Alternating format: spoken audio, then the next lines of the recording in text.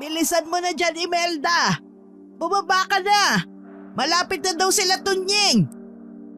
Sandali lang, Nay! Nag-aayos pa po ako! Kanino ka ba nagpapaganda, ha? Kay Tunying? Naku, ikaw talagang bata ka! Umayos ka nga!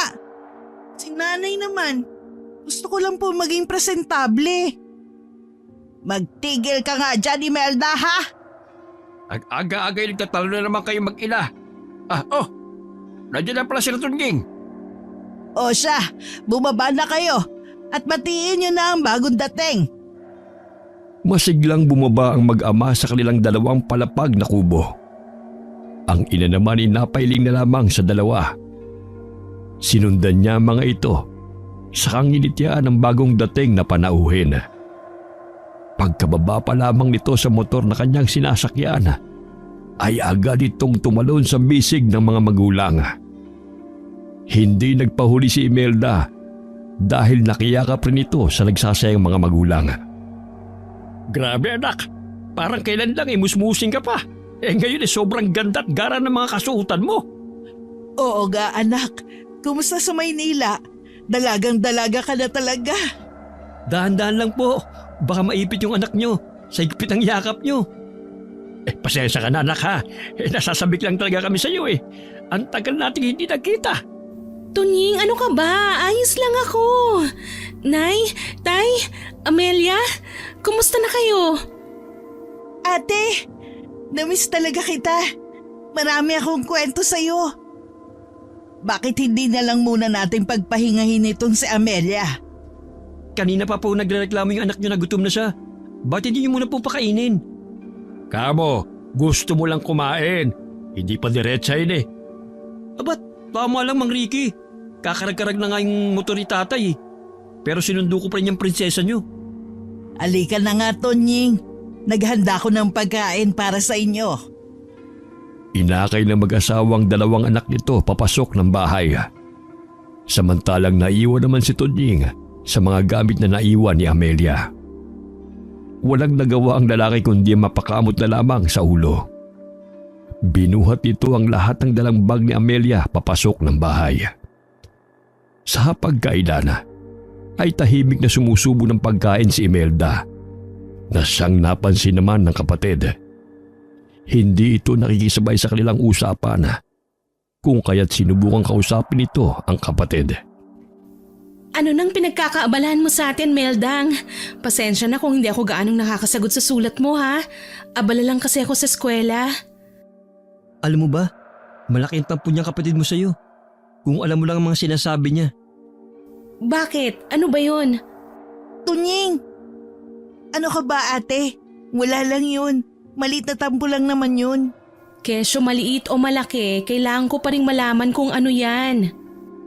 Ate, ayos lang ako, okay? Ang mabuti pa, tapusin mo na yung pagkain mo nang makatulog ka na. Tiningnan ni Amelia ang kanyang mga magulang bilang paghingi ng sagot. Ngunit nagkibit balikat lamang ang mga ito. Dahil maging sila ay hindi alam kung ano ang pinagmulan ng pagtatampong yun ni Imelda. Bata pa lang ay hindi na lumaki sa mga magulang si Amelia. Kambal silang ipinanganak ng kanyang kapatid na si Imelda. Ngunit nagkahiwalay kagad ang mga ito nang kunin siya ng kanyang tiyahin upang pag-aralin sa lungsod. Ang buhay ni Amelia ay kabaliktaran sa buhay na mayroon si Imelda sa probinsya. Ang pagkakaalam ito ay hanggang high school lamang ang tinapos ng kapatid. Hanggang doon na lamang ang alam ni Amelia dahil wala naman silang halos na komunikasyon ng kanyang pamilya. Habang inaayos ng babae ang mga dala nitong mga gamit, ay pumasok ang kanyang ina na hindi man lamang kumatok. Nagitla ang dalaga, ngunit agad din naman itong nakabawi. Ikaw pala, Nay. Binigla niyo naman ako.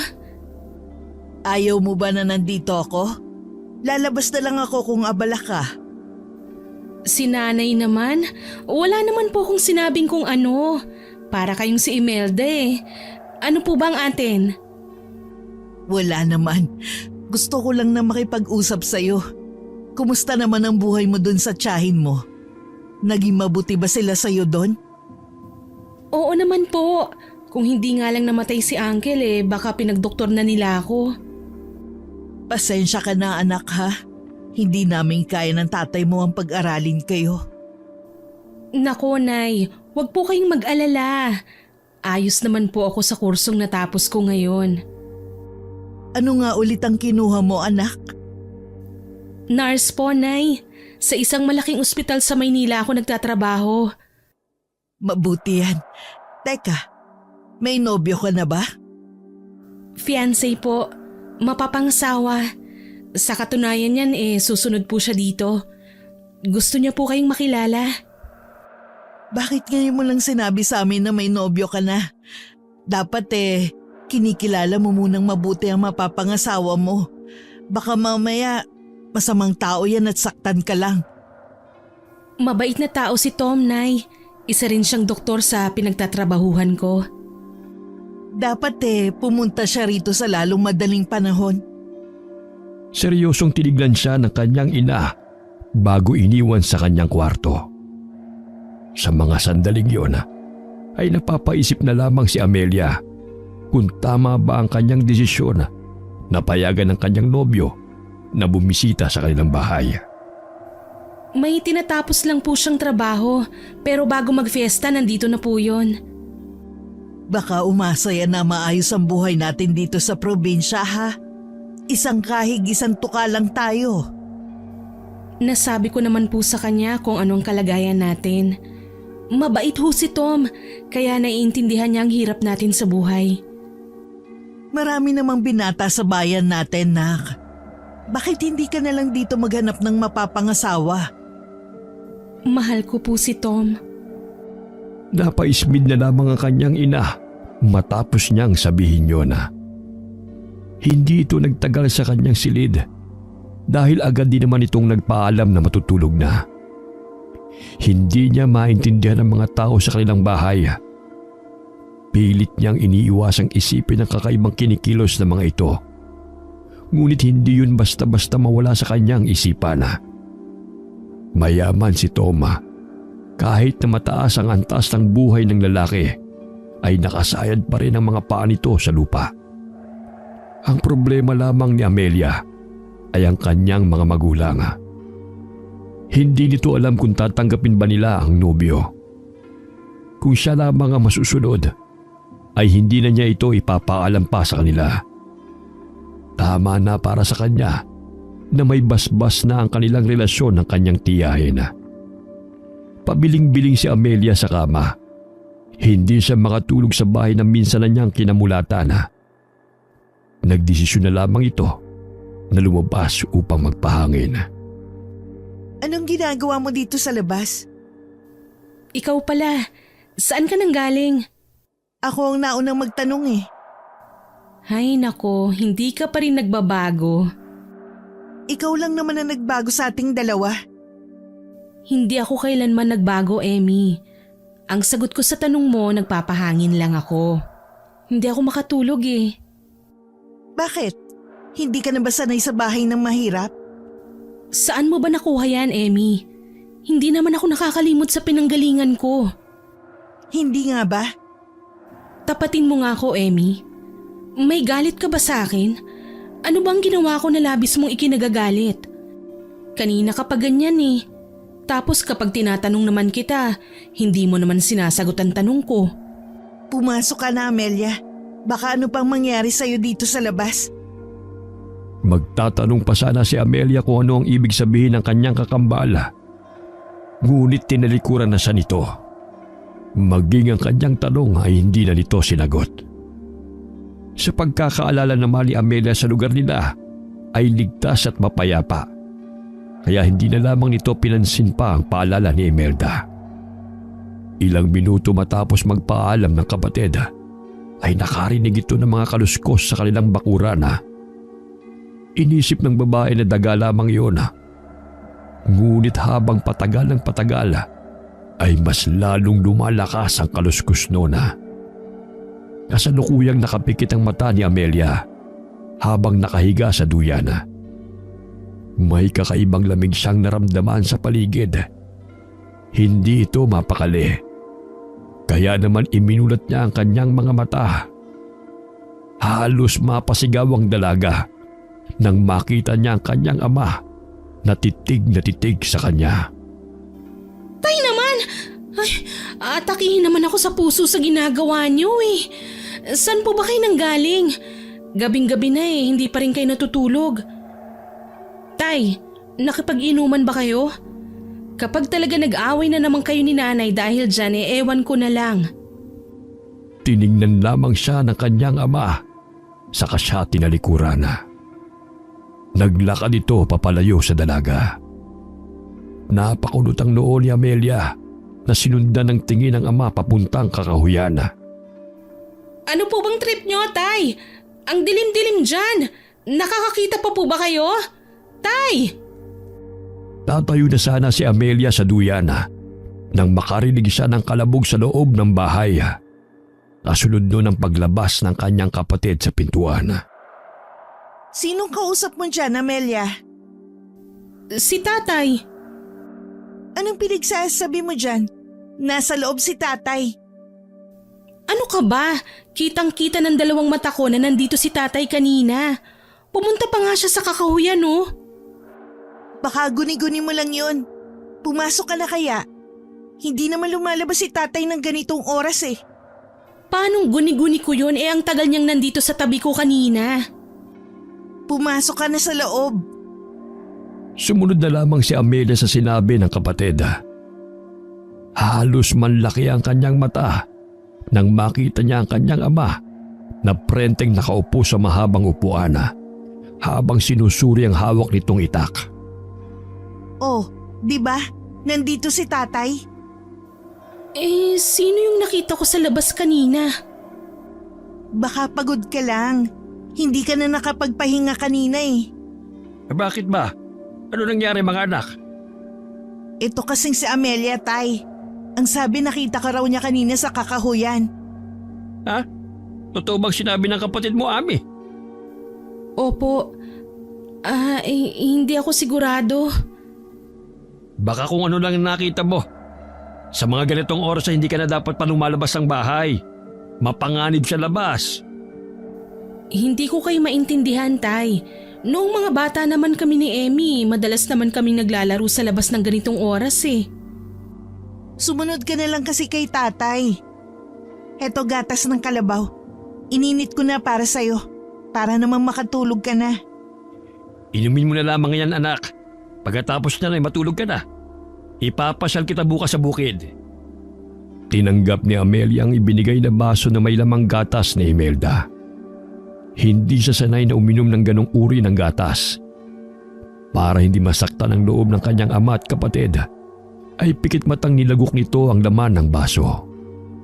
Matapos maubos ang laman, ay bigla na lamang nakaramdam ng antok si Amelia. Napahikab ito, saka pumasok sa kanyang kwarto upang magpahinga. Kinabukasan ay nagising na lamang si Amelia sa ingay na nanggagaling sa labas ng kanilang bahay. Kasabay ng pagtilaok ng manok ay ang ingay ng pagsisibak ng kahoy naman ang kanyang narinig. Tinignan nito ang orasan mula sa kanyang cellphone. 5:00 pa lamang yun ng umaga. Ngunit abala na ang kanyang mga kasama sa bahay. Hindi yun ang nakaugili ang oras ng paggising ni Amelia. Kaya labang ay nahihiya na siyang bumalik sa pagtulog. Wala siyang natanggap na mensahe mula sa kanyang nobyo. Sa tingin nito ay natutulog pa si Toma. Kaya nagtipa na lamang ito ng mensahe saka iniwan ang cellphone sa kanyang higaan upang lumabas ng kanyang kwarto. Magandang umaga, anak. Ang aga mo nagising ah. Nakatulog ka ba ng maayos? Hello, Nay. Good morning po. Masarap pong tulog ko. Mabisa yung gatas ng kalabaw na pinainom niyo sa akin ni Emmy. Saktong-sakto, anak. May natira pa dun sa takure. Pwede mong haluan yun ng kape. Halika na sa kusina. Mag-almusal na muna tayo. Hindi po ba ako aantukin yan, Nay? Mabilis akong nakatulog kagabi. Ewan ko ba riyan sa kapatid mo? Baka nilagyan niya ng herbal ang gatas kaya nakatulog ka agad. Herbal po? Hindi ko ba nasabi sa'yo? Mahilig gumawa ng gamot yung kapatid mo. Kaya naman hindi na ako nagtaka na bigla ka na lang nakatulog. Mukhang dalawa na manggagamot sa pamilya. Ang isa sa ospital, ang isa naman ay sa baryo. Ano naman ang masama doon, Tay? Epektibo naman lahat ng ginagawa kong gamot Pwede bang sabihan mo ko pag may ilalagay kang gamot sa inumin ko o pagkain na ibibigay mo sa akin? Bakit? Wala ka bang tiwala sa gawa ko? Binigyan siya ng kakaibang ngiti ng kanyang kapatid. Kaya naman ay lihim itong napairap sa kanya. Umupo na lamang si Amelia sa tabi nito, saka nagsandok ng sinangaga. Nilagyan naman siya ng pritong itlog ng kanyang ina sa plato niya. Salamat po, Nay. Alam mo bang nasasabi ka kung mangyari ulit to? Kahit ako rin Masarap sa pakiramdam na nakikitang kumpletong pamilya at nandito ang kambal. Dito ka na lang kaya ulit tumira, anak. Gustuhin ko man po ay hindi pwede. May naghihintay pong trabaho sa akin doon Isa pa ay walang mag-aalaga kay Tia Sabel. Pwede nga ako naman. Imelda! Bakit, Tay? Hindi ba namimiss niyo si Amelia? Pwede naman kami magpalit Ako naman dun sa lungsod. Tapos siya rito. Hindi naman pwede yun. Bakit? Natatakot ka bang hindi ako bumalik? Ay nako, wag nga kayo mag-usap ng ganyan sa hapag. Ang mahalaga ngayon, magkakasama tayo. Saka na lang yung lungsod-lungsod na yan.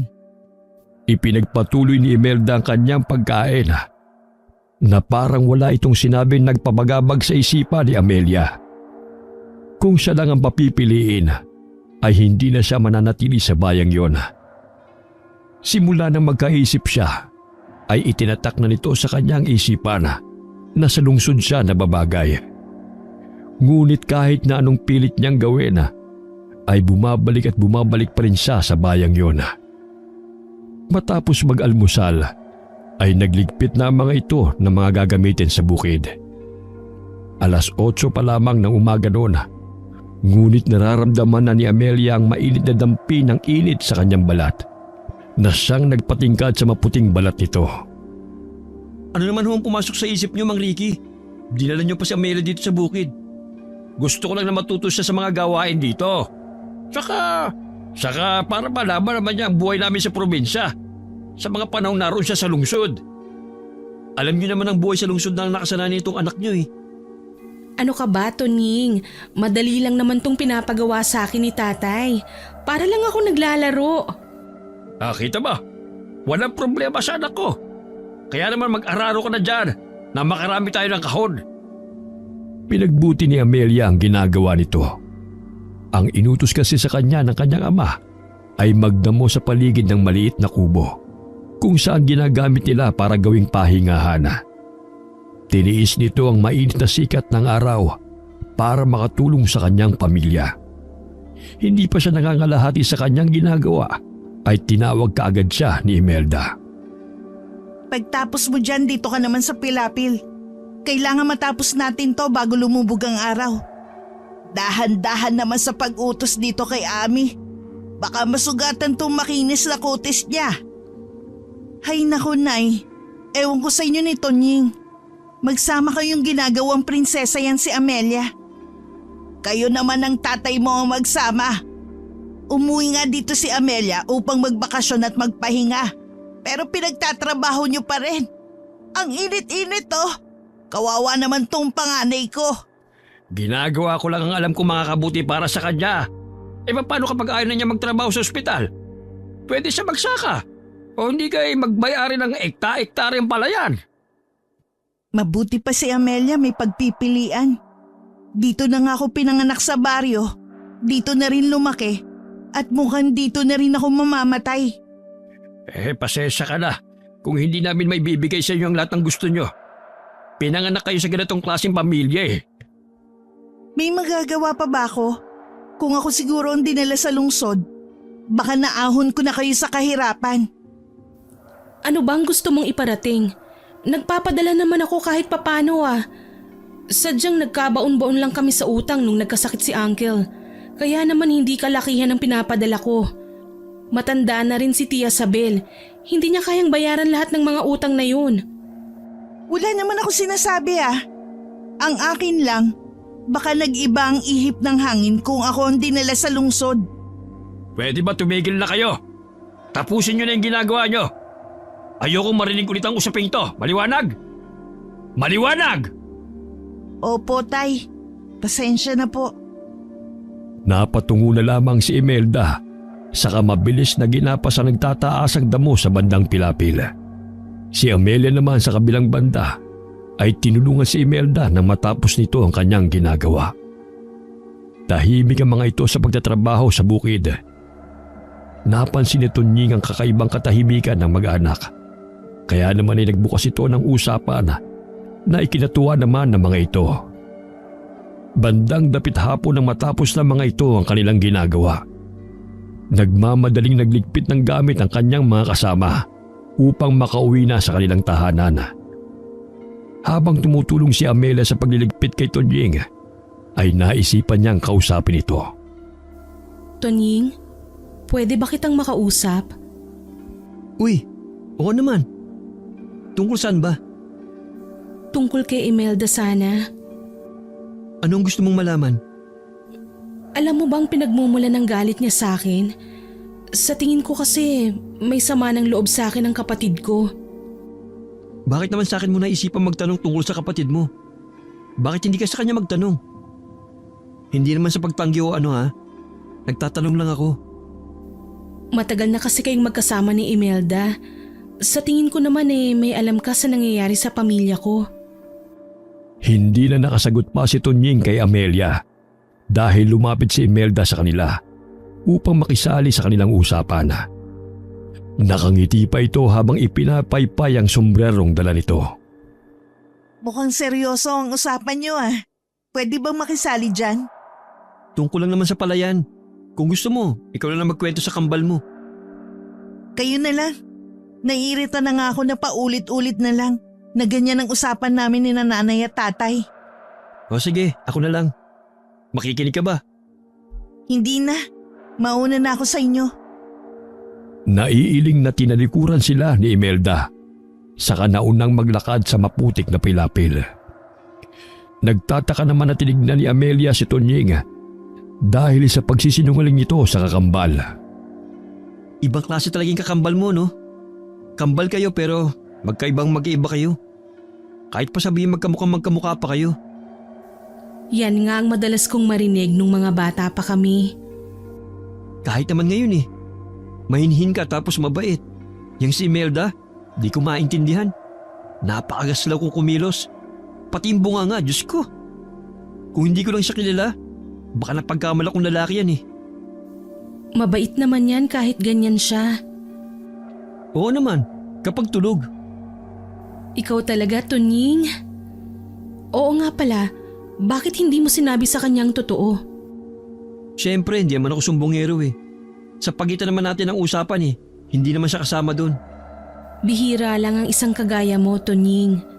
Siyempre naman, ako pa. Tungkol sa tanong mo kanina, pwede bang sa susunod ko lang sabihin sa'yo? Bakit? May gagawin ka ba pagkatapos nito? May tenga kasi ang lupa. Sa susunod na lang kapag sigurado akong walang makikinig sa usapan natin. Ano bang ibig mong sabihin? Nandito na tayo sa inyo. Pakisabi na lang kay Mang Ricky na hindi na ako tatambay ha. May dadaanan pa kasi ako eh. Naguguluhan man ay tumango na lamang si Amelia sa sinabi ng kababata. Hindi malinaw kay Amelia kung paano nila naging kaibigan si Tunying. Nagtataka nga ito kung bakit wala siyang gaanong maalala sa kabataan niya. 10 taong gulang siya nung kunin siya ng kanyang tiyahin upang pag-aralin. 25 taon na siya sa kasalukuyan. Ngunit ni katiting na alaala noong kabataan niya ay hindi man lamang sumagi sa kanyang isipan. Tila ba binura sa kanyang alaala ang nangyari 15 taon na ang nakakalipas. Lunod si Amelia sa kanyang iniisip kaya hindi niya namalayan na nakalapit na pala ang kanyang ama. Kung hindi pa siya nito tinapik sa balikat, ay hindi nito malalamang naroon ang matandang lalaki. Mukhang malalim ang iniisip mo, anak, ah. May problema ka ba? Ayos lang, Tay. Medyo pagod lang po ako. Ganun ba? Halika sa loob. Magpahinga ka na muna saka kumain ng merienda. Si Tunyi nga pala. Hindi na raw siya tatambay muna. May dadaanan lang daw siya. Ganun ba? Wala naman siyang binabanggit sa akin na may gagawin pa siya maliban sa pag-aararo sa bukid. Baka nakalimutan niya lang pong sabihin sa inyo. Halina po kayo. Hinuha sa kanya ng kanyang ama ang mga dala nito saka inakay papasok ng bahay. Pamilyar sa kanya ang pakiramdam na yun. Hindi man niya lubusang naalala ang nakaraan. Ngunit malinaw kay Amelia na lagi niyang nararamdaman at nararanasan ang ginawa nilang yon ng kanyang ama. Masaya niyang niyakap ang bisig ng ama. Nang makapasok sila sa loob, ay bigla na lamang nawala ang ngiti ng kanyang ama. May kayakap kasing lalaki si Imelda na pamilyar kay Amelia. Makisig ang lalaking yun na maaninag kahit na nakatalikod yun. Maputi rin ang kanyang balat na tila hindi naaarawan. May sukbit pa itong malaking baga. Ngunit hindi na niya naibaba pa ang kanyang mga dala dahil sa pagkasabik. Anong ibig sabihin nito? Imelda! Imelda? Nagtatakang tinignan ng lalaki ang kanyang kapatid. Pabalik-balik ang tingin nito sa kanya maging kay Imelda. Nanlalaki ang mga mata nito nang mapagtantong hindi siya ang niyakap nito. Mel? Mel! Ikaw nga! Teka, sino ka ba? Bakit parang may bala ka pang tuhugin ang kambal ko? Ay, pasensya na po. Nalito lang po talaga ako. Ako po pala si Tom, nobyo ni Amelia. Nobyo? Wala sinasabing nobyo sa akin si Amelia. Nagsabi ho ako kay nanay. Ang akala ko ay nasabi niya na sa inyo. Wala siyang sinasabi sa akin.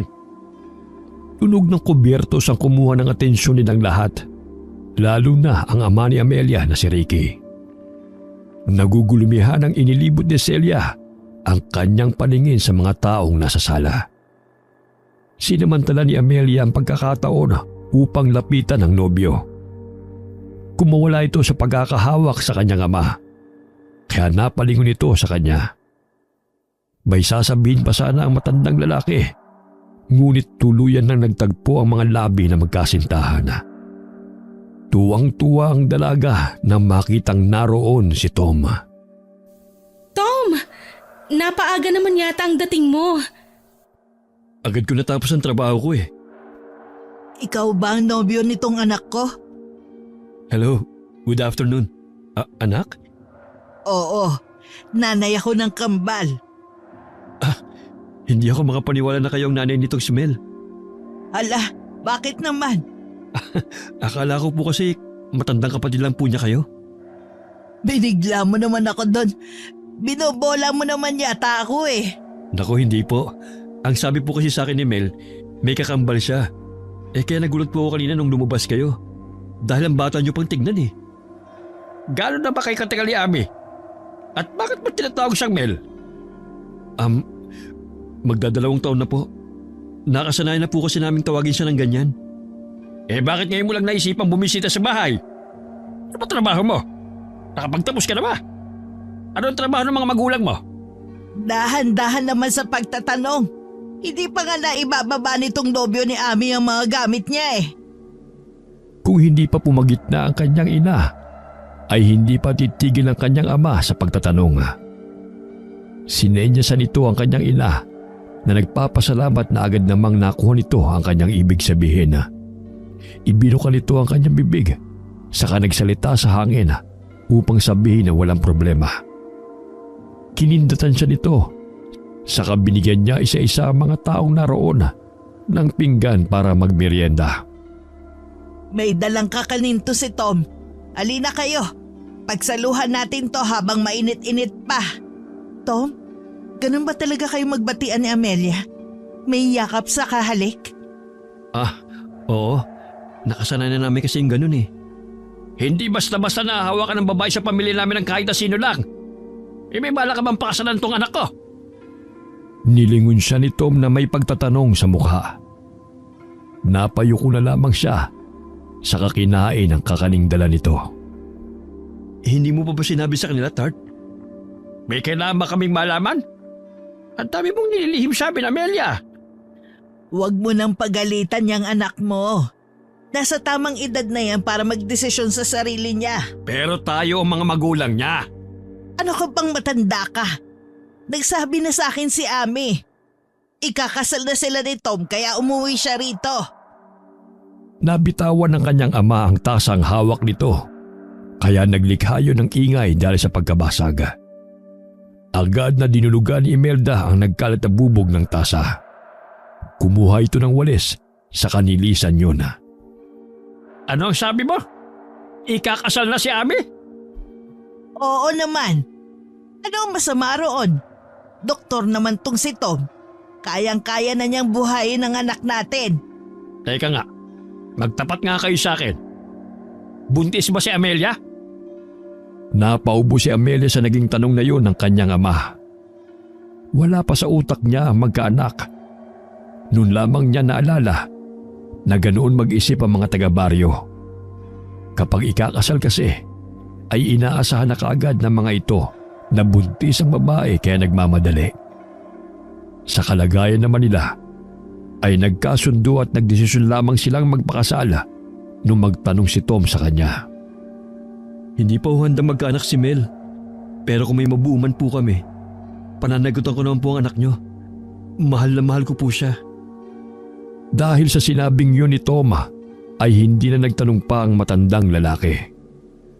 Tahimik nitong kinain ng kakanena, kasunod ng paglagok ng mainit na kape na bagong timpla ni Imelda. Kailan ba ang kasal? Saan niyo idadaos ang kasal? Dito ba?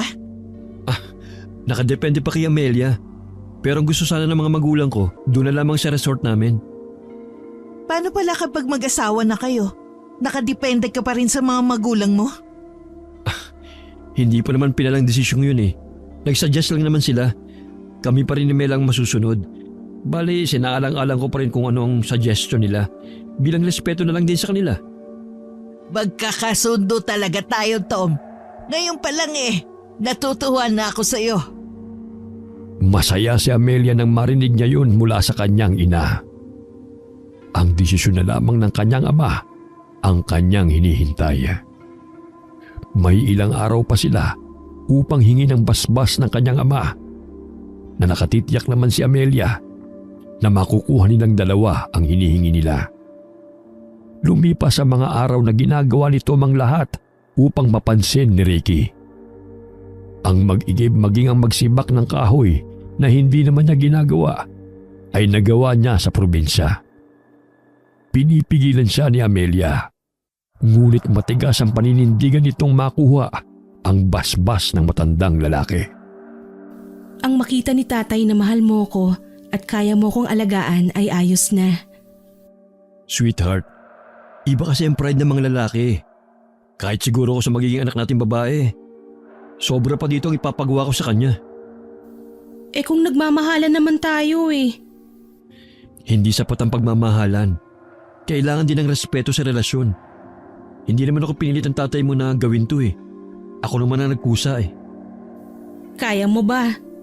Hindi ka naman sanay sa mga gawaing gaya nito Lahat ay natututunan.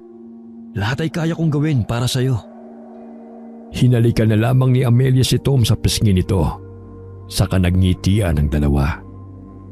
Masaya at kontento na si Amelia na nandyan para sa kanya ang nobyo.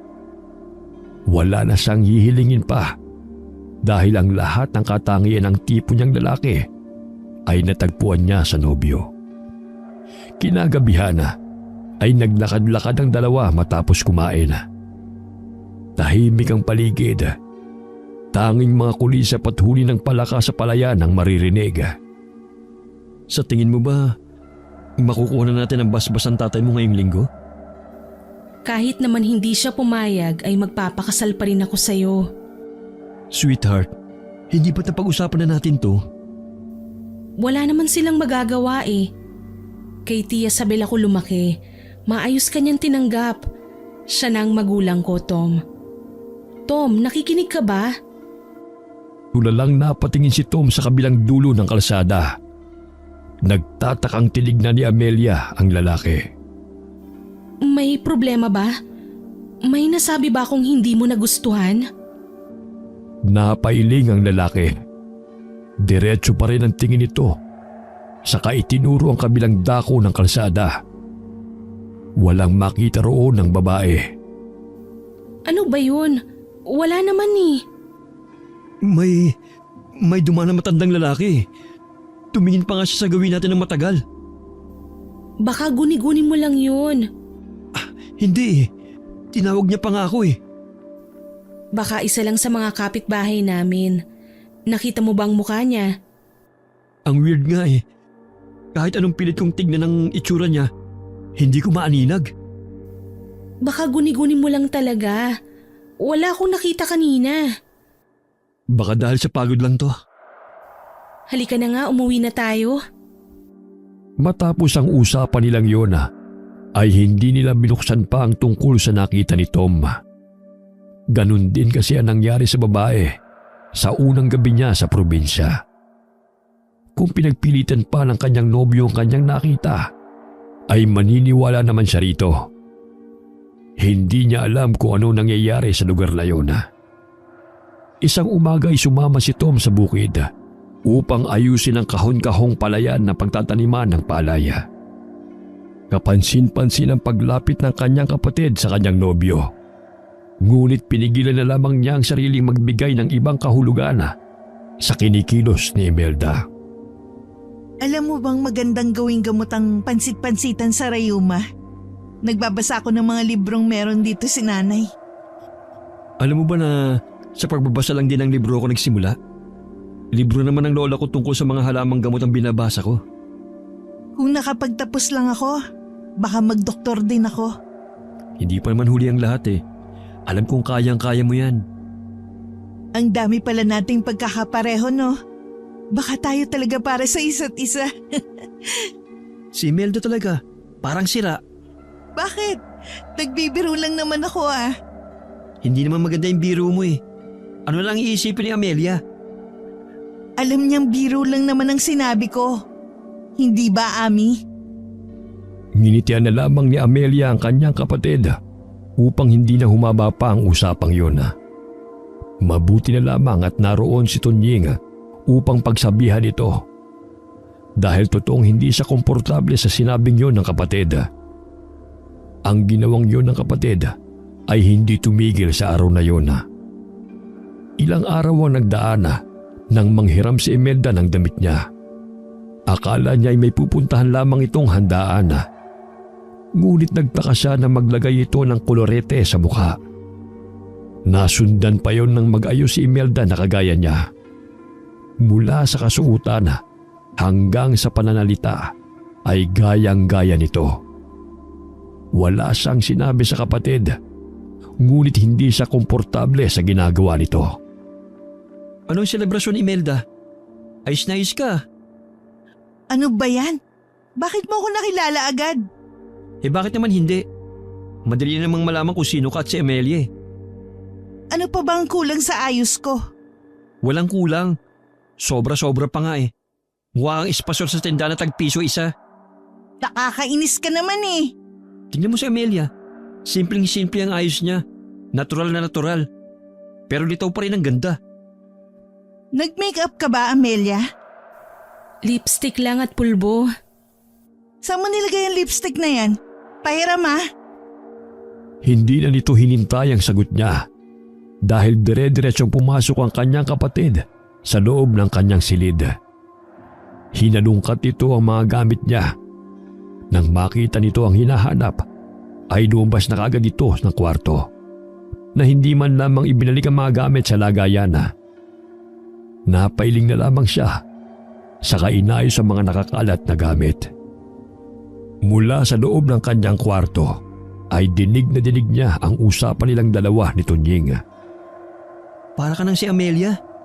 Ang hirap ng tukuyin kung sino si Imelda o kung sino si Amelia sa ayos mong yan. Ang ganda ko, diba? Nandito na kami. Anak, tulungan mo muna tong si Tom sa mga dala niya. Nanlaki ang mga mata ni Amelia nang marinig niya ang boses na yun ng kanyang ina. Agad niyang napagtanto ang posibleng mangyari, kaya agad siyang lumabas ng kwarto. Hindi nga siya nagkamali dahil nakayakap na si Tom kay Imelda habang hinahalikan ang labi nito. Tart, nag-iba ka ba ng pabango? Hindi ganun pa rin ang pabango ko. Tom! Napanganga na lamang ang lalaki nang marinig nito ang boses ni Amelia. Hindi mawari ng babae kung magagalit ba siya o matatawa na lamang sa kamaliang yon ng nobyo. Pabalik-balik ang tingin ni Tom sa kanila. Maging ang inang si Celia ay napakunot ang noo sa nakita. Akala ko, Baka pwede ka nang bumitaw sa kanya. Tart, pasensya ka na. Akala ko talaga ikaw si Imelda. Hindi mo pa talaga kilala si Amelia. Tapos magpapakasal agad kayo?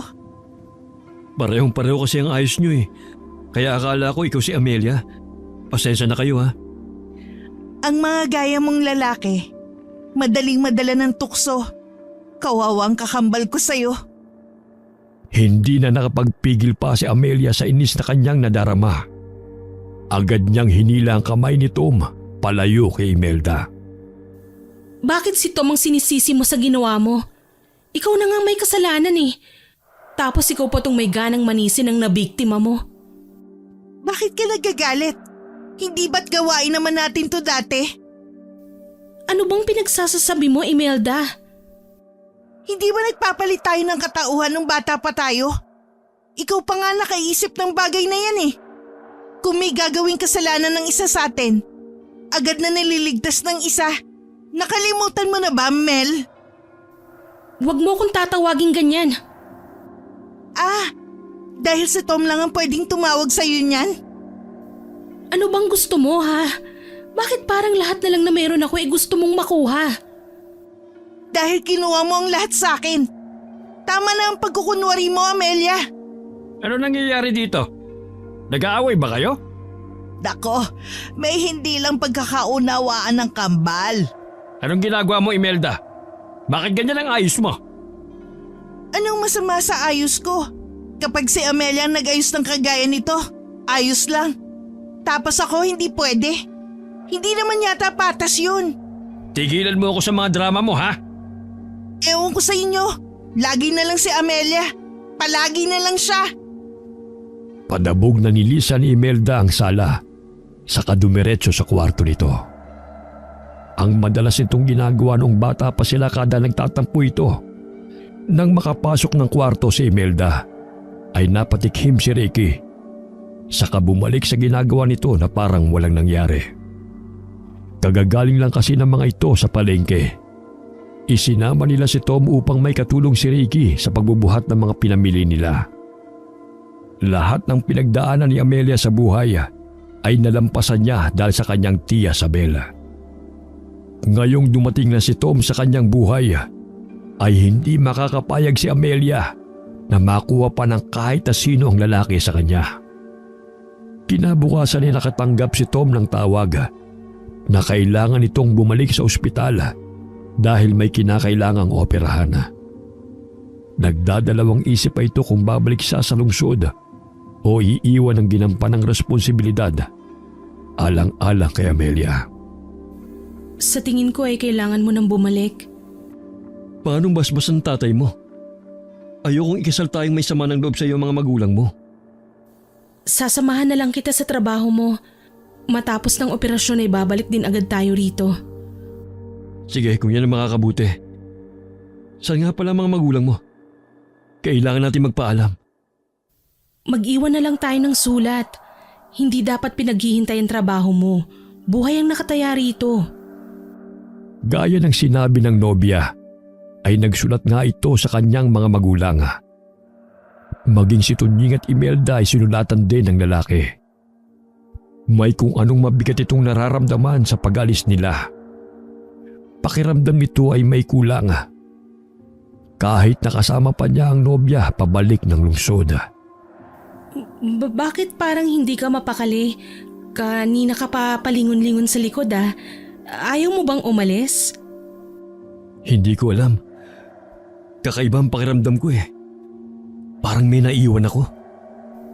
Ano ka ba, Tart? Halika na. Napakunot noong lalaki sa tinawag ng nobya sa kanya. Hindi siya nito tinatawag na Tart. Tanging ang lalaki lamang ang tumatawag ng ganoon sa kanya. Kung hindi love o sweet, ay ang palayaw nitong Toto ang tawag ni Mel sa kanya. Dahil sa nangyari noong nakaraang araw, kaya may pagdududa sa kanya kung ang nobya ba talaga nito ang kasama o ang huwad na si Imelda. Napailing na lamang ang lalaki nang mapagtantong si Amelia ang kasama nito sa higaan nung magising siya. Kaya imposibleng si Imelda yun.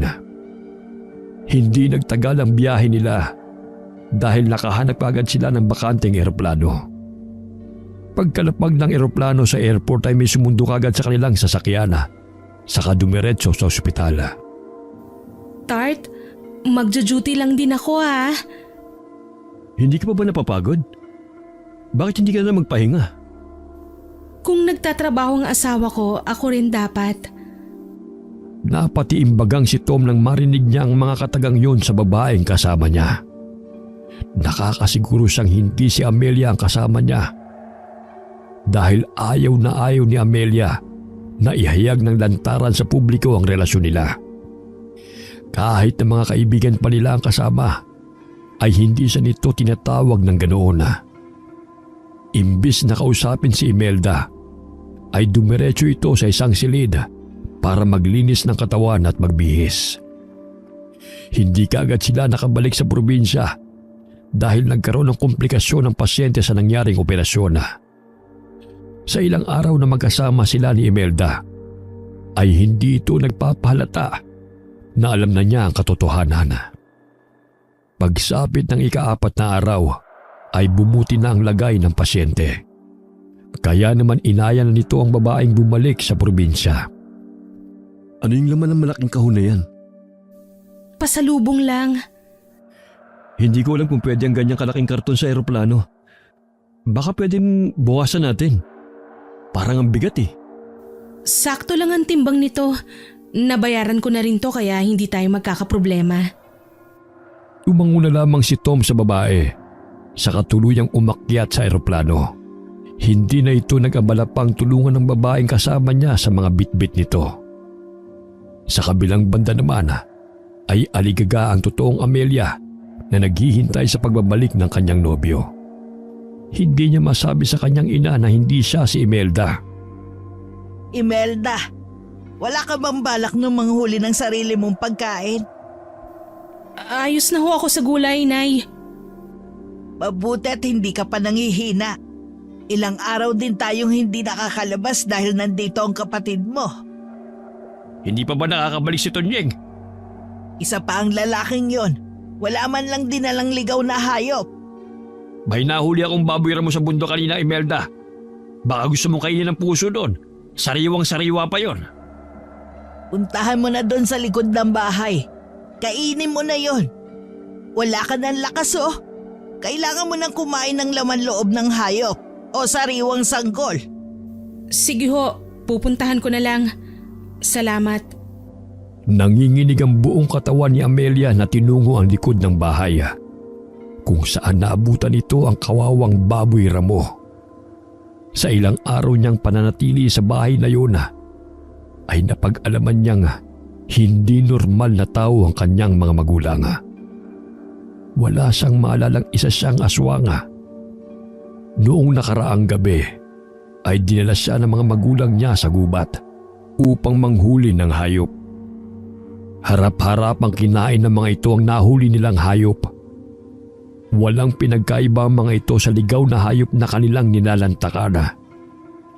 Hindi masikmura ni Amelia ang ginagawa ng mga ito.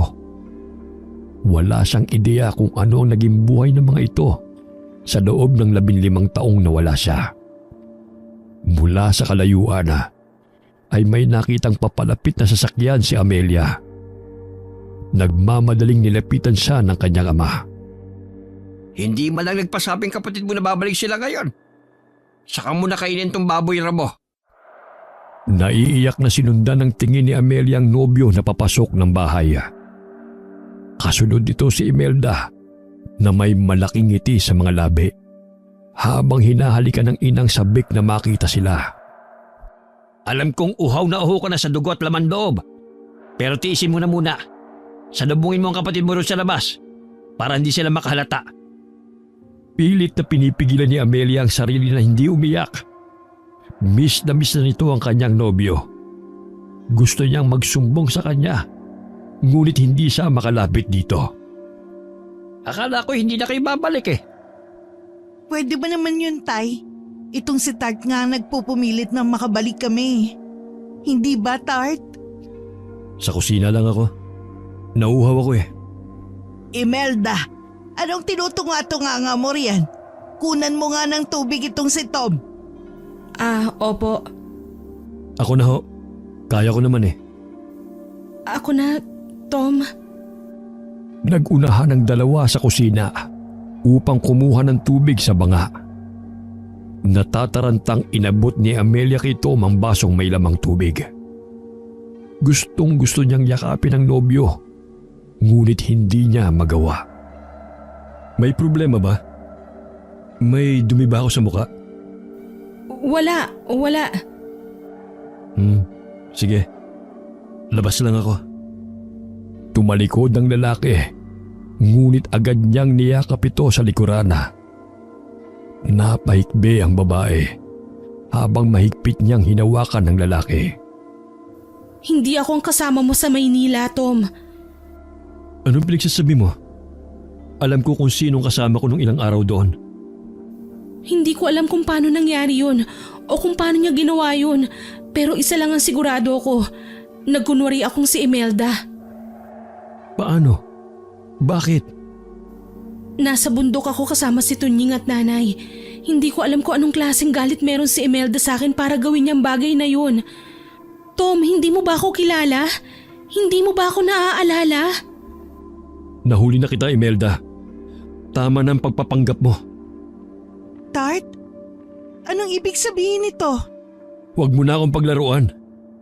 Anong nangyayari dito? Agad na kumawala si Amelia sa mahigpit na pagkakahawak niya sa nobyo. Maging ang totoong Imelda ay napataas ng kilay sa nabutan nito. Wala naman ho. Sinusubukan ko lang ulit hulaan kung sino si Amelia at sino si Imelda. Halika na, Tart. Magpahinga na tayo sa kwarto natin. Nginisian ni Imelda si Amelia nang sabihin niya ang mga salitang yon na mas lalong nagpadurog sa puso ng babae.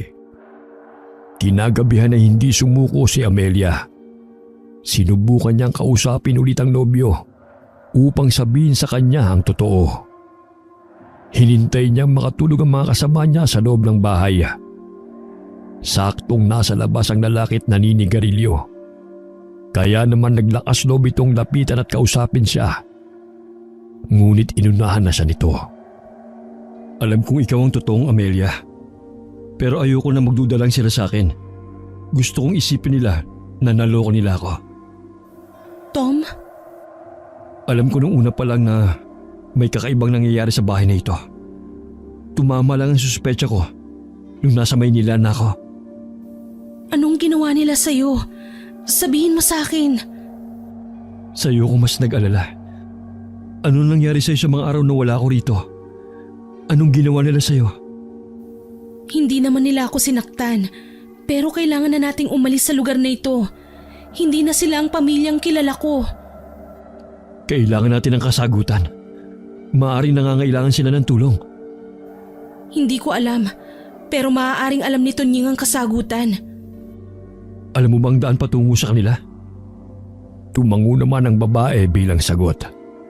Sa gabi ring yun ay nilakad nila ang daan patungo sa bahay ni Tunying. Marami nagliliparang mga ibon sa paligid. Ngunit hindi nila yun pinapansin. May isa pang gusto siyang atakihin. Ngunit kaagad naman yung naitaboy ni Tunying. Anong ginagawa niyo rito? Gabing-gabi na. Paano na lang kapag tik-tik na nakalapit sa inyo? Tonying, kailangan ko ng tulong mo. Sabihin mo sa akin ang lahat. Hindi dapat kayo pumunta ng ganitong oras sa bahay. Delikado. Halina kayo. Pumasok kayo sa loob. Pare, pasensya ka na pero kailangan kasi namin ng tulong mo. Hindi ba't sinabi mo noon sa akin na sasabihin mo sa akin ang lahat? Ang sabi ko lang ay tungkol kay Imelda. Ngunit Pakiusap, Tonying. Napabuntong hininga na lamang si Tunying saka inilibot ang paningin sa loob ng bahay. Sumilip din ito sa labas upang matiyak na walang nakikinig sa kanilang usapan. Tinignan niya ang dalawa sa mata saka bumuntong hininga ng malalim. hindi na tao ang kasama mo sa bahay. Aswang sila, Amelia. Aswang? Paanong aswang? Sa pagkakaalala ko ay wala naman kaming lahing aswang. 2 buwan matapos kang umalis, nagkagulo dito sa lugar natin. Dahil sa sunod-sunod na patayan. Ayon sa narinig ko, karamihan sa mga naninirahan dito, nayanggaw ng 100 aswang. Simula noon, hindi na kagaya ng dating lugar natin. Ibig sabihin ba, aswang ka na rin? Hindi ko alam. Ngunit nakakasiguro naman ako na hindi ako nauuaw sa mga dugot laman ng hayop. 12:00 na pala. Gusto niyo bang puntahan ang kuta ng aswang? Hindi ba masyadong mapanganib sa lugar na yun? Hindi nila kayo mapapansin. Basta ibuhos niyo lang sa katawan niyo ang langis na ito. Agad naman nilang sinunod ang utos ng lalaki. Medyo malansa ang likidong yun ngunit tiniis na lamang nila ang kakaibang amoy na yun upang malaman ang kasagutan sa mga tanong nila. Matapos magbuhos ng langis, ay sumama sila sa lalaking palabas ng kanyang bahay. Pamilyar kay Amelia ang daang yun ngunit hindi niya maalala kung kailan siya dumaan sa lugar na yun. Nakarinig sila ng ingay habang sa daan kaya agad silang nagkubli sa malaking puno. Nakita niyang si Imelda yun kasama ang kanyang mga magulang. May dala silang malaking kahon papasok ng kagubatan. Mukhang may bagong laro ng pamilya mo, Amelia. Alam niyo ba ang laman ng kahong yun? Kung titignan mabuti, nakakasiguro ko mga laman loob yan mula sa ospital. Ospital? Paano niya nakuha ang mga yun? Walang imposible kung ikaw si Nurse Mel o Doc Tom. Ibig sabihin ay nagtrabaho din siya sa ospital? Paano na lang kung may ginawa siyang maaaring ikasira ako? Alam mo ba, Amelia? Sa tingin ko hindi gagawa ng ganyang hakbang si Imelda. Masyadong matalinong babaeng yun. Maaaring pumasok sa kanyang isipan na magkukunwari ng ikaw kung hindi lang bumalik dito si Tom sa lugar na ito. Ibig sabihin ba'y gagamitin niya ang katauhan ko? Siguro. Halina kayo.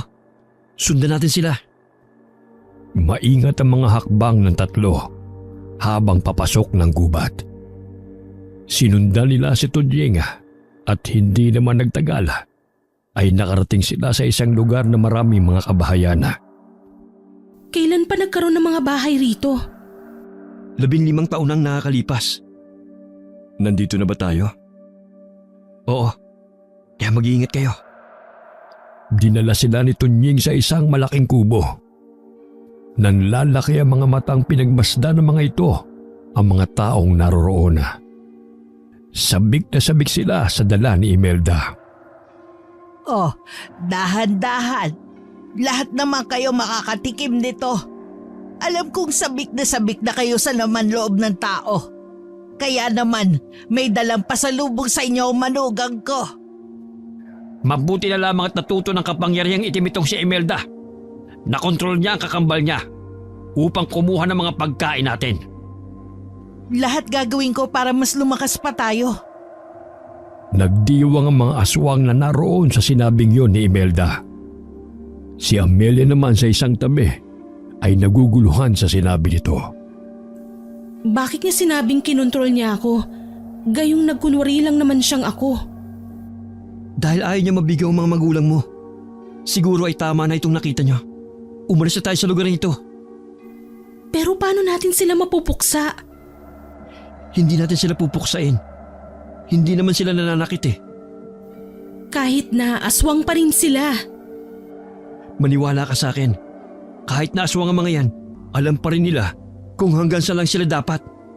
Excuse me lang ha. Wala bang napapansin kakaiba kay Imelda? Maliban sa pagiging aswang niya at lantarang panggagaya sa akin? Kilala ko na ngayon kung sino si Amelia at si Imelda. Alam ko na ang pagkakaiba niyong dalawa.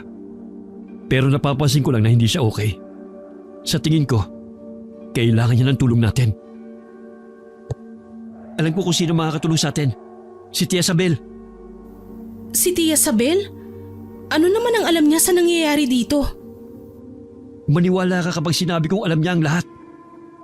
Kinabukasan umaga pa lamang ay nasa labas na ng bahay si Tia Sabel. Mabilis itong nakarating kahit na anong oras na siya pinadalhan ng mensahe ni Tunying. Sabik na niyakap ni Amelia ang matandang babae. Anak ko, ayos ka lang ba? Hindi ka ba sinaktan ng mga aswang na yun? Paano niyo po nalaman ang bagay na ito? Noon pa lamang buhat ng ipinanganak kayong dalawa ni Imelda ay may aswang na dumayo sa lugar na ito. Hindi lang sila nagtagumpay na magyanggaw dahil nandito pa kami ng asawa ko. Pero nung umalis kami, tsaka dinala ka sa Maynila, ay bumalik sila at doon nagtagumpay na paramihin palalo ang lahi nila. Aswang na ang mga magulang mo bago pa kita dalhin sa lungsod. Pero bakit hindi kaming dalawang dinala ninyo? Bakit ako lang? Bakit niyo ako pinayagang bumalik sa lugar na ito? Alam namin ang nangyayari sa pamilya ninyo. Ang balak sana namin ay iligtas kayo pareho. Ngunit hindi kami nagtagumpay dahil nakaamoy ang mga magulang niyo sa binabalak naming mag-asawa. Malakas naman ang pakiramdam ko na hindi ka sasaktan ng mga magulang mo. Hindi ko po maintindihan, Nana Sabel. Kung kaming dalawa naman po ang balak niyong ampunin, bakit ganun na lang ang galit sa akin ni Imelda? Dahil ang buong akala niya ay nagkunwari kang siya nung araw na pipili kung sinong aampunin. Ginagawa ni Imelda ang lahat para magpapansin. Tama ang sinabi ni Tunying. Ngunit sa araw din kasing yun ay nakita kong kaya ni Imelda na protektahan ang sarili niya. Ikaw naman sa kabilang banda halos hindi makabasag pinggan. Alam naming mas kakailanganin mo ang proteksyon at gabay naming mag-asawa. Ang problema nga lang, nalaso ng utak ni Imelda. Lahat ng bagay na sabihin sa kanya ng mga magulang niyo, agad niyang pinaniniwalaan. Kaya nga ako ang inutusan ni Tia Isabel upang alalayan si Imelda. Napasap mo na lamang ng ulo si Amelia nang marinig niya ang revelasyong iyon. Hindi kinakaya ng kanyang isipan na tanggapin ang lahat ng impormasyong sinabi ng dalawa. Para sa kanya ay isa lamang yung panaginip. Kung hindi pa siya pinisil ng marahan ni Toma, ay tuluyan na siyang mawawala sa realidad. Bumalik sa kanyang gunita ang mga kakaibang nangyari sa kanya. Kaya naman ay naglakas loob itong nagtanong sa kanyang Tia Sabel. Bakit hindi ko maalala ang lahat? Dahil dinala ka namin sa manggagamot. Pinabasbasan ka namin upang makalimutan mo ang lahat na nangyari sa inyo sa probinsya. Pero bakit naaalala ko pa rin sila? Ang ginawa lang sa iyo ng albularyo ay takpan ng masasamang alaala mo sa tao. Pinalitan niyo ng albularyo ng masasayang alaala. Ano po ba talagang nangyari? Sabihin niyo sa akin ang lahat. Gusto kayong gawing aswang pareho ng mga magulang ninyo. Pero agad na pinigilan namin ang plano nilang yon. Sinabi namin na pag-aaralin ka namin bilang nurse at ikaw na ang bahala sa mga laman loob ng tao. Hindi ako makapaniwala na naaalala pa pala nila ang pangako kong yun. Lahat ng pangako, mahalaga sa mga aswang. Baka may nakakalimutan ang pangako, Amelia. Wala akong naaalala, Tunying. Alalahanin mong mabuti. Baka sa oras na maalala mo ay mailigtas pa natin ang kapatid mo. Pilit na inaalala ni Amelia ang sinabi niya sa kapatid. Ngunit nanatiling blanko ang kanyang isipan. Nang gabi ring yun ay bumalik sila sa kagubatan upang iligtas si Imelda. Malalim ang kanyang iniisip. Kaya naman ay hindi nito namalayan na napahiwalay siya sa kanyang mga kasamahan. Nakaramdam na lamang siya ng malakas na paghataw sa kanyang batok. Kaya naman ay nawalan ito ng malay. Nagising na lamang ito nang marinig niya ang boses ni Tom. Ayan ang gusto nyo! Kapalit ng mga laman loob na yan ay ang kalayaan ni Amelia. Nasaan si Amelia? Huli ka na! Nakatakas siya ngunit nararamdaman kong malapit lang siya. Nandito lang siya sa paligid. Wala kayong kwenta mga magulang. Wala kang alam! Alam ko na ang lahat. Ang mga kagaya nyo, hindi dapat naging magulang. Pare, tumakas ka na. Ako nang bahala rito. Paano ka? Huwag mo kong alalahanin. Kaya kong sarili ko. Sundan mong daanang yan. Dadaling kanya kung nasan si Ami. Sapo ni Amelia ang kanyang batok. Ramdam na ramdam pa rin niya ang sakit ng malakas na pagkakatama sa kanya ng matigas na bagay. Nagising siya na naroon ang kanyang tiya Sabel sa kanyang tabi. Pinaliguan siya nito ng langis na kagaya ng ibinigay ni Tunying. Saan tayo, tiya? Shh! Huwag kang maingay. Kailangan nating makaalis sa lugar na ito. May iniutos ako sa alagang Sigbi ni Tunying, kaya hindi magtatagal ay masusunog na ang buong lugar na ito. Matapos niyang sabihin yun ay nakarinig sila ng malakas na pagsabog. Sunod-sunod yun kaya nagkagulo sa paligid. Hinila siya ng kanyang tiya Sabel palabas ng kanilang pinagtataguan. Sa gitna ng kaguluhan ay tumakas rin si Tunying upang sundan sila. Lingid sa kanilang kaalaman ay nakasunod na pala si Imelda sa kanilang tatlo. Nakarating sila sa isang maliit na kubo na nakatago sa pagitan ng dalawang malaking puno. Doon nila naabutan si Tom na may pag-aalala sa kanyang mukha. Lalapitan na sana ni Amelia ang nobyo nang biglang pumagitna si Imelda na may luha sa kanyang mga mata. Hinarap nito si Tunying na nagulat din sa bigla nitong paglabas. Bakit mo siya pinili? Lagi na lang siya ang napipili. Paano naman ako? Siya ang inampon at pinag-aral. Siya ang ikakasal. Siya ang paborito nilang nanay at tatay. Tapos ngayon pati ikaw. Akala ko ba kakampi kita? Kakampi mo ako, pero parang hindi na kita kilala eh. Ako pa rin si Imelda. Ako pa rin ang kaibigan mo. Hindi. Nagbago ka na. Hindi na ikaw ang mahinhin na Imelda na lagi nandyan para sa akin. Pilit mo kinukuha ang katauhang hindi sa'yo. Hindi totoo yan. May gusto ka bang baguhin ko? Magsabi ka lang gagawin ko agad. Basta wag mo lang ako iiwan. Wala kang kailangang baguhin sa sarili mo, Emmy. Magpakatotoo ka lang. Babalik agad ako. Maging tao, maging aswang ka man. Hindi ako aswang. Hindi! Hindi pwede! Akala niyo ba'y makakatakas kayo sa akin? Ricardo! Kahit anong pagkukubli niyo, ay amoy na amoy ko kayo! Aatakihin na sana ng matandang lalaki si Tia Sabela. Ngunit agad na humarang si Imelda. Isang malakas na atungal ang kumawala sa bibig ng matandang lalaki. Agad siyang nagpalit ng anyo na agad din namang sinundan ni Imelda.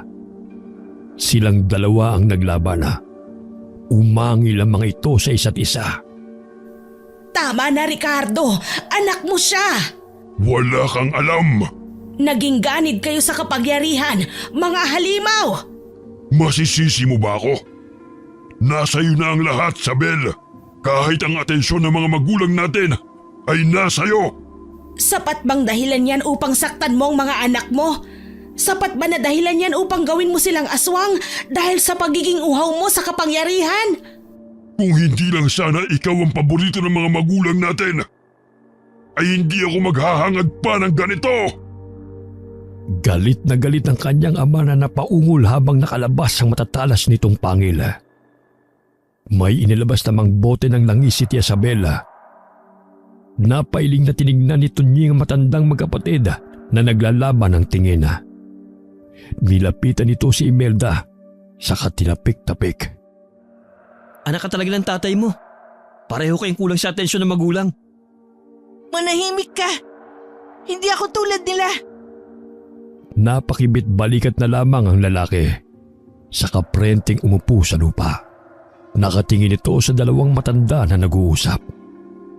Bakit mo ginagawa ito, Ricky? Bakit pati ang buhay ng mga anak nyo ay sinisira ninyo?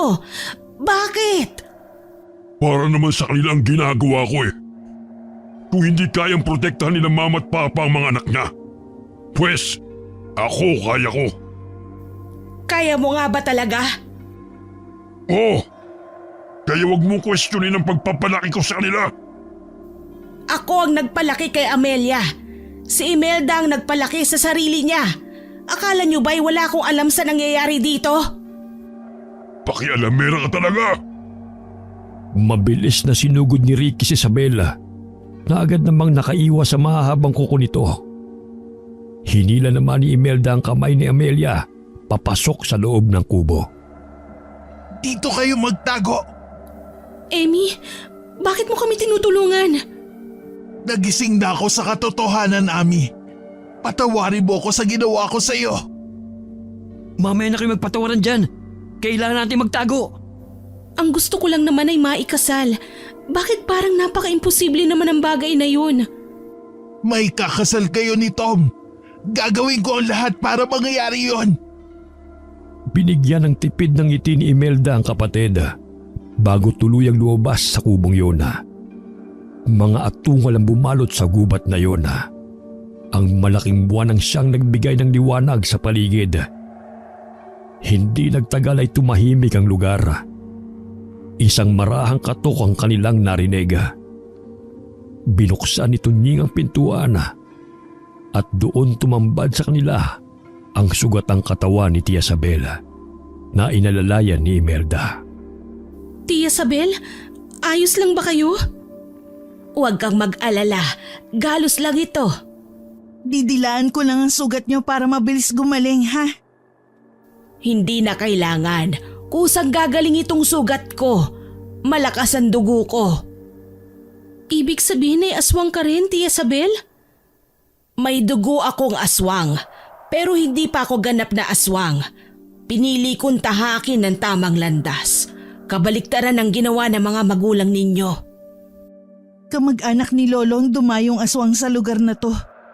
Isa na rin akong ganap na aswang. Ano na ang nangyari kay tatay? Tumakas siya. At sa tingin ko babalik siya rito upang dali ng mga alagad niya. Napailing si Imelda habang tinatalian ang nagdudugo nitong sugat sa hita. Kinausap ni Tia Isabel si tatay. Ang sabi niya dadalhin niya ako sa Maynila sa kondisyong hindi niya uubusin ng mga aswang na pinarami namin.